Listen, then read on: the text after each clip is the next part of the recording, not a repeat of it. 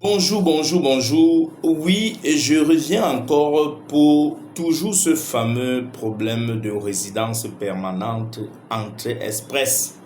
Ah oui, ce précieux sésame qui permet aux citoyens à l'international ou même au Canada n'ayant pas un meilleur statut d'entrer dans le bassin et espérer être tiré et soumettre donc sa demande de résidence permanente pour ce pays tant convoité. Je viens encore ce matin éclairer plus d'un sur le fait qu'ils soumettent leur dossier eux-mêmes. C'est pas un crime, c'est même l'idéal. L'idéal, c'est que chacun puisse prendre ses documents et soumettre et déclarer. Parce que vous savez, la résidence permanente volet entrée express a une première partie qui est purement déclarative. C'est-à-dire que vous déclarez ce que vous êtes, ce que vous avez, et ensuite, ça vous donne automatiquement un nombre de points. Et lors des tirages, lors du passage des tirages, on vous sélectionne. Quand vous avez la chance d'être sélectionné, vous venez donc expliquer ou donner des documents justificatifs de vos déclarations antérieures. Voilà en fait, grosso modo, ce qui se passe avec Entrée Express. Et pour mon attention, ce que je veux attirer l'attention de plusieurs ce matin, c'est que accordez-vous de ne déclarer que ce qui est utile. Et mon conseil, généralement, moi, à cet travel service, j'ai le document en main avant de déclarer. Ah oui, ça évite tout trouble.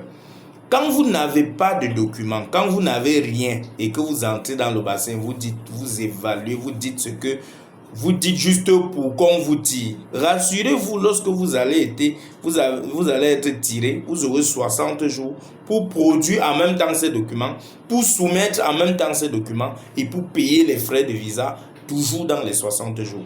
Voilà pourquoi vous verrez beaucoup courir dès qu'on les a tirés, beaucoup qui ne s'attendaient même pas.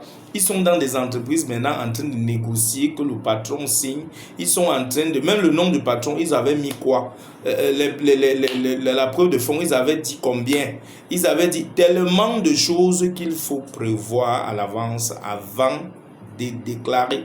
De déclarer que ce qui est vrai ou encore ce que vous êtes capable d'envoyer la main et de prendre.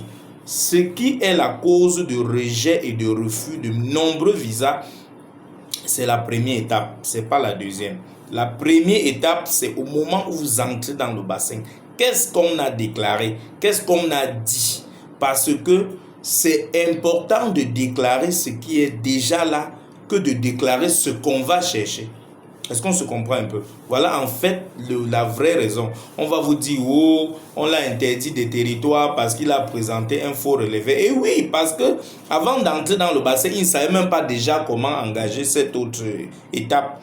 Il a juste déclaré et après, il s'est vu produire un faux relevé là pour justifier.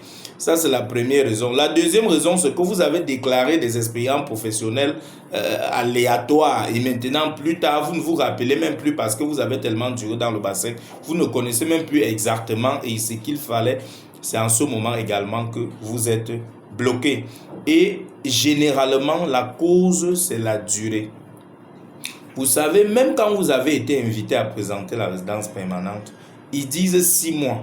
Oui, c'est 6 mois dans leur durée, ce qu'ils ont dit. Mais naturellement parlant et de manière réelle, ce n'est pas ce qu'on voit. Il y a les 7 mois, il y a les 8 mois, il y a des décalages. Pourquoi? Vous allez donc donner une preuve de fonds aujourd'hui. Ils vont traiter cette preuve de fonds généralement après 4 mois, 5 mois. Vous voyez donc que si vous avez fait une preuve de fonds de manière fictive, vous avez pris l'argent à quelqu'un pour mettre dans un compte pour peut-être 2 mois, 3 mois et qu'on a retiré de l'argent après, lorsque on va écrire à cette banque, la banque va les faire comprendre qu'il n'y a véritablement pas l'argent dans ce compte et vous serez buté. Vous voyez que vous aurez prêté de l'argent pour mettre dans un compte pour un 2 mois, pour un 3 mois, pour un 4 mois et on a étudié le dossier au 5e mois. Donc, faites très très attention sur la manière avec laquelle vous soumettez vos demandes rencontrez des professionnels, rencontrez ceux-là qui ont l'habitude de faire et vous aurez plus de chances d'obtenir votre visa. La preuve de fonds, c'est la pièce capitale et cruciale d'un dossier. Par conséquent, on doit d'abord, une fois qu'on a déjà sa licence en équivalence, son test de langue, la prochaine chose qu'on doit avoir en main, c'est sa preuve de fonds. Le numéro du compte et la provision avant de soumettre. Quand vous avez soumis maintenant, la seule chose qu'il y a à faire, c'est de collecter l'argent et de mettre dans ce compte. C'est tout. Vous pouvez mettre dans ce compte et mouvementer, mais que ce solde reste statique de telle manière en sorte que s'ils écrivent à n'importe quel moment à la banque ou à la microfinance, que la microfinance ou la banque répondent fermement que cela existe. Le dernier volet de mes conseils ce matin vont à l'endroit de la banque et de la microfinance. Que ce soit la banque, que ce soit la microfinance, les deux passent pour la résidence permanente comme preuve de fonds. Qu'on ne vous charge plus le cerveau avec le fait qu'il faut forcément que ce soit la banque. C'est faux, faux et faux. Il faudrait que la microfinance dans laquelle vous avez pris comme votre microfinance comme preuve de fonds pour la POF, il faudrait qu'elle ait la capacité, d'abord qu'elle soit de première catégorie et qu'elle ait l'intitulé que vos fonds sont transférables. Si la microfinance a la possibilité de transférer les fonds dans une autre banque, que ce soit n'importe quelle, votre POF va être prise en compte.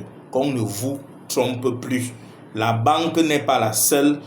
Tant que tu es microfinance et que tu es enregistré, Entrée Express valide votre preuve de fonds. Qu'on ne vous trompe pas. Donc, il y en a plusieurs autres conseils dans ce côté. Nous sommes là pour vous éclairer, nous sommes là pour vous éclairer, nous sommes là pour vous dire ce qu'il faut savoir pour éviter les refus de visa. Nous ne voulons plus ça. Vous voulez que si vous dépensez 100 francs, vous ayez votre visa. Ah oui, à CT Travel, on est là pour vous dire la vérité. Très bonne journée à tous.